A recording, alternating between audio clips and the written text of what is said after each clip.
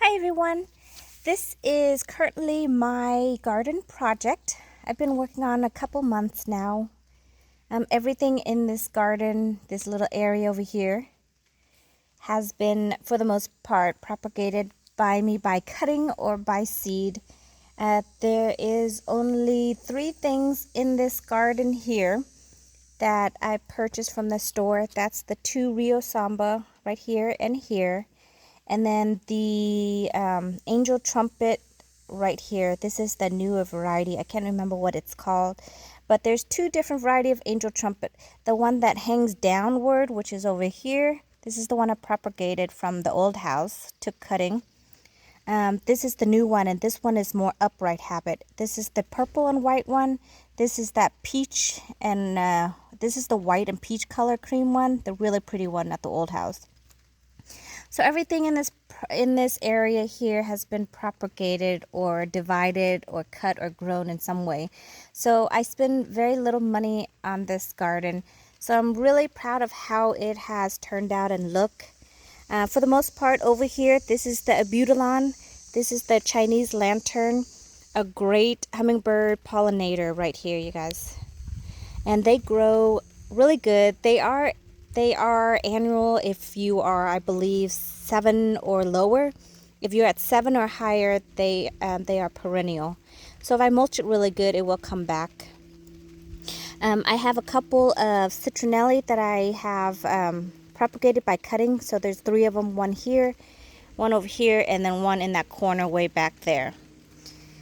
Let's see, the Rose of Sharon over here, it's about 6 inches, so they're very small right there, and one right there that's flowering for me. The hydrangeas here, the panicle hydrangea here and here is both propagated. Rose of Sharon is propagated. The Japanese maple is propagated. The coneflower here, right here, is divided by the roots, so you can divide the roots up and then you can multiply it that way. Same thing with the elephant ear. So basically everything in this garden except for those 3 plants I mentioned earlier has been propagated. So they are small, but I do expect it to get large and bigger and fuller with the upcoming year. The hardest thing I find about doing this gardening is I want it to look full and luscious. Like you go to the store and you buy the 1 gallon and up, and then you put it in the ground and it's beautiful and luscious. And you're not going to have that when you propagate your own flowers. So it kind of looks really sparse around here. You can see this little 6-inch right here. This is the Rose of Sharon that I propagated. It gave me a couple flowers already. This one is just finished and it's gonna come off. And then I got a couple more buds. But I'm super excited with how it looks, and I think once it gets full, it's gonna look really nice and beautiful. I intentionally made the outer part a little bit shorter, so the front, like the outer part here, will be more shrub, and then in the middle where the hydrangea, the Confederate rose, and the angel trumpet, it will be a lot taller. So the center part will rise up and be taller than everything else surrounding it, just so it creates this like hedge around this area. At least that's what I envision. Now I do have a couple roses that I did propagate. The Rio Samba does propagate really easily. Here is one of them. I had 2 others planted, but they didn't take. So this one seems to take and it's doing well. I did have 2 other that actually had root, but when I transplanted it again, it died off. I do have some corn that is growing in here, right there. I had a bag of seed in the shed, and while I was gone, the dogs decided to get in the seed pad. So I tried to salvage what I could and then sweep everything over here. And Mother Nature, you know, did its thing, and they started sprouting and growing. So I'm just going to let them be. They don't come back every year unless they drop seed again. But I think for now I'm going to just leave them, let them do their thing and grow some corn for me without me having to put too much effort into it. So basically, if you can look, okay, so this is a porch, so I'll be looking this way, seeing this garden. And this also is another porch area, so when I look this way, I can also enjoy the garden. Now, if you look outward this way, this will be where the Zen garden will be. So eventually what we're hoping is to create an enclosed, I guess, porched area for me to sit in while I work and do my thing. And then I can look out into my garden. So I'm going to swing around so you can look at the garden if you're driving in.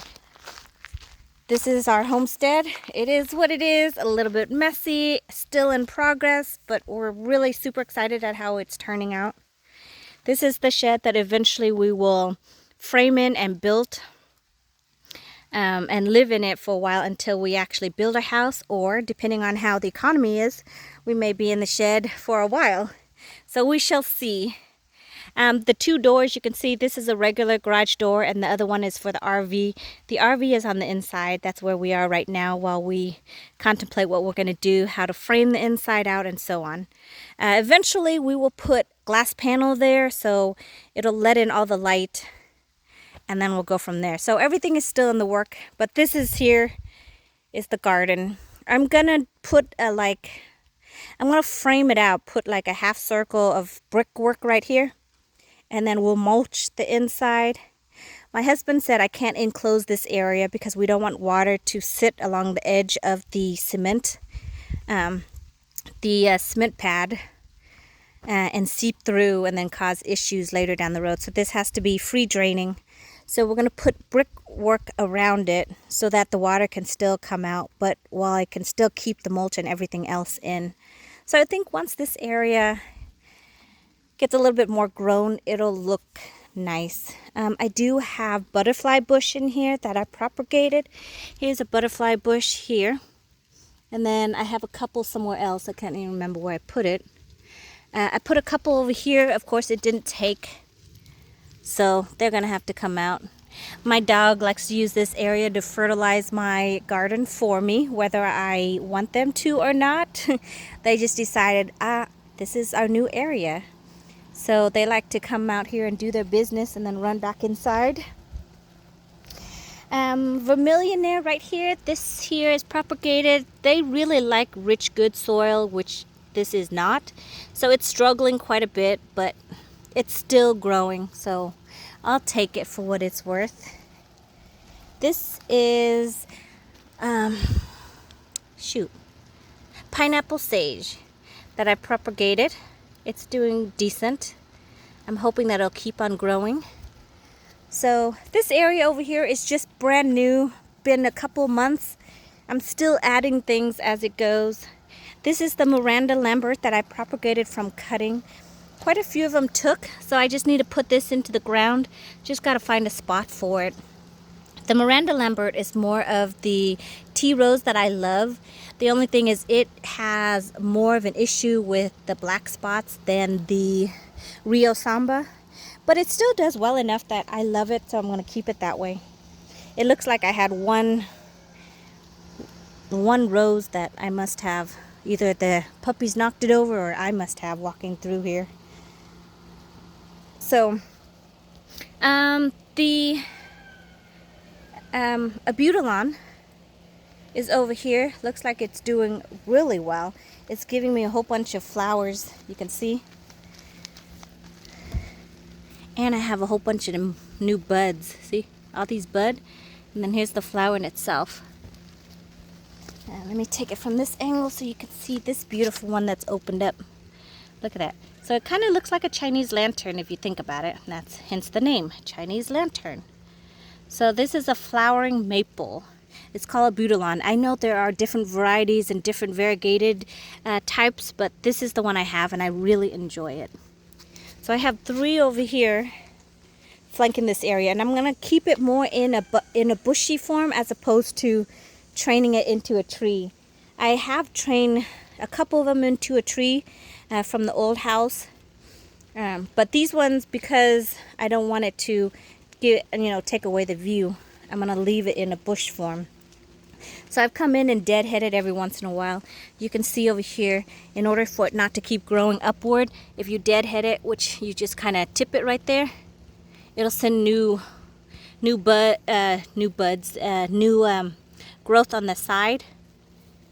As opposed to coming upward, it's going to go outward. So that's what I've been doing with those three, and they seem to be doing really well. So this is my project for a couple of months now, while everything else in the main garden area is still growing and looking really good.